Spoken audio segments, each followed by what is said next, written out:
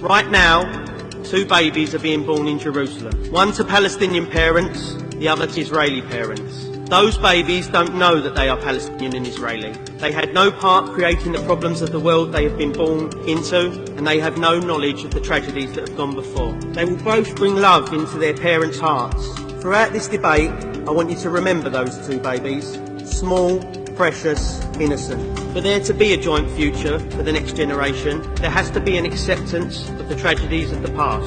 In 1948, the Palestinian people suffered the tragedy of the Nakba, when the majority of Palestinian people were forcibly displaced from their homes. And there has to be a recognition of that for those 2 babies to have a future together. That tragedy that the Palestinians suffered cannot be written out of history, it cannot be downplayed, and it must not be ignored. We cannot be silent on this.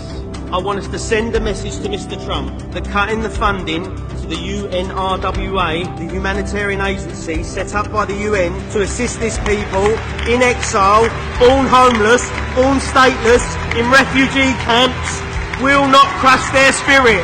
It will not lessen their resolve to return home. And I want us to say with one voice that we will not let the tragedies of the Palestinian people go quietly into the night. We will rage against the dying of the light. Not because it's an easy thing to do, but because it's the right thing to do. Delegate, your time's up, I'm sorry. My time's not up. I'm speaking for the Palestinian people. I've got a couple more lines and I'm going to say them. And if you want me off this stage, you're going to have to get security up here. And they better send an army, because EastEnders, like Palestinians, don't go down easy. And I'll leave you on this. Keep in mind those 2 babies. They deserve a better future than the one mapped out for them. I want us to say this to every Palestinian. We have heard you calling from the darkness, and we cannot and we will not ignore you.